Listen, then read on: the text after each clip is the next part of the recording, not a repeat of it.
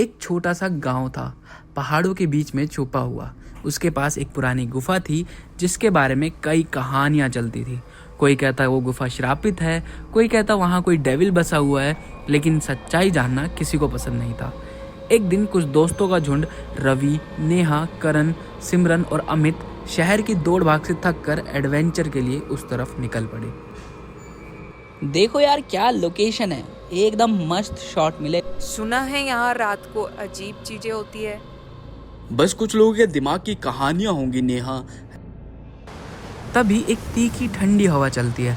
सब लोग एक दूसरे की तरफ देखते हैं, मानो कुछ अजीब सा लग रहा था।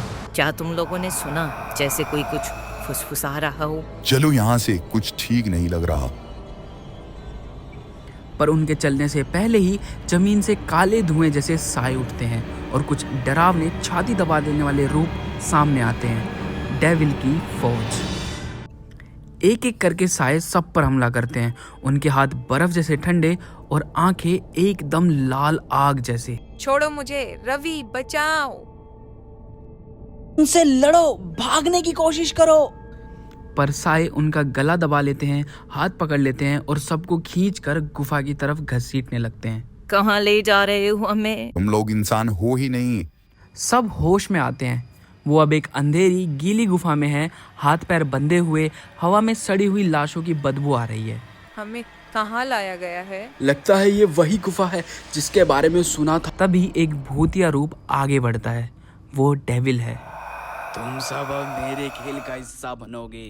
तुम्हारी आत्माएं मेरी फौज में शामिल होंगी। सबके चेहरे पर डर का साया छा जाता है। गुफा के कोने कोने से चीखने की आवाजें आती है, जैसे और भी आत्माएं पहले से यहाँ कैद हैं। हम यहाँ से कैसे निकलेंगे? कुछ तो करना पड़ेगा, वरना हम हमेशा के लिए अटक जाएंगे। अमित धीरे धीरे अपने हाथ की रस्सी को पत्थर पर रगड़ना शुरू करता है। बाकी लोग भी उसकी कॉपी करते हैं। जब मैं सिग्नल दूं तब सब एक साथ अटैक करना, समझे? तभी डेविल अपनी फौज के साथ उनकी तरफ बढ़ने लगता है। उनका उद्देश्य सीधा है, इन दोस्तों की आत्माओं को हमेशा के लिए कैद करना। सब रेडी हैं अपनी जिंदगी की सबसे बड़ी लड़ाई के लिए। सब अब अपनी अपनी रस्सी छुड़ा चुके होते हैं। डेविल और उसकी आत्माओं का झुंड उनकी तरफ आगे बढ़ रहा है। अभी सब एक साथ झटका मार के डेविल के सोल्जर्स पर टूट पड़ते हैं। घंटी जैसे चीखों का गुफा में गूंज उठता है। मार सिमरन, उसके सर पे मार। सिमरन एक भयानक साये के सर पे जोर से पत्थर मारती है। साया चीखकर हवा में गुल हो जाता है। इनको मारने का तरीका कुछ और है। मारकर गुफा को कपाने लगता है। उसकी आंखें लाल आग जैसी जल रही है। तुम सबका अंत यही होगा। भागते भागते सिमरन की नजर गुफा के कोने में पड़ती है। एक पुराना लिखा हुआ पत्थर जिस पर कुछ सिंबल्स चमक रहे होते हैं। इधर देखो, कुछ लिखा है। सब लोग उस पत्थर के पास इकट्ठा होते हैं। नेहा डस्ट हटाकर लिखा हुआ पढ़ने लगती है। पत्थर पर लिखा होता है, सिर्फ एक शुद्ध आत्मा वाला व्यक्ति तलवार उठाकर डेविल को हराने का हकदार है, वरना सब आत्माएं हमेशा के लिए कैद रहेंगी। तलवार? कहाँ है तलवार? तभी सिमरन नीचे देखती है। एक छोटी सी सुरंग के अंदर एक चमकती हुई चांदी की तलवार तभी होती है। लेकिन जैसे ही वो तलवार को छूने जाती है, डेविल चीखता है, उसे छूओगे तो तुम सबको यहीं जलाकर राख कर दूंगा। जैसे ही अमित तलवार उठाता है, एक अजीब बात होती है।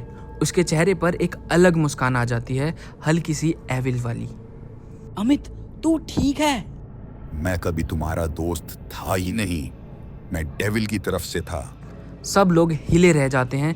अमित असली में डेविल का एजेंट निकला था। उसका काम था दोस्तों को यहाँ तक लाने का। अमित, तूने हमारे साथ धोखा किया। मुझे अपने आका का विश्वास जीतना था। तुम लोग मेरी कुर्बानी बनोगे। रवि अपनी पूरी हिम्मत के साथ अमित से लड़ने के लिए कूद पड़ता है। तुझे ये नहीं करने दूंगा। दोनों में जबरदस्त लड़ाई होती है। तलवार रवि के हाथ लग जाती है और जैसे ही रवि तलवार को उठाता है, एक शुद्ध रोशनी उसके आसपास फैल जाती है। नहीं! रवि पूरे जोर से डेविल के दिल पर तलवार घुसा देता है। डेविल और उसकी फौज चीख कर पिघल जाते हैं। सुबह की रोशनी गुफा में घुस जाती है। सब जमीन पर गिर जाते हैं, लेकिन जिंदा। हम बच गए। पर अमित को हम कभी नहीं बोल पाएंगे किस तरह वो दोस्ती का दिखावा कर रहा था। ओह, चलो घर चले इस खबर को यहीं छोड़कर। सब एक दूसरे का सहारा लेकर गुफा से बाहर निकलते हैं। पीछे गुफा धड़क कर बंद हो जाती है, जैसे उसने अपने राज हमेशा के लिए दबा दिए हो।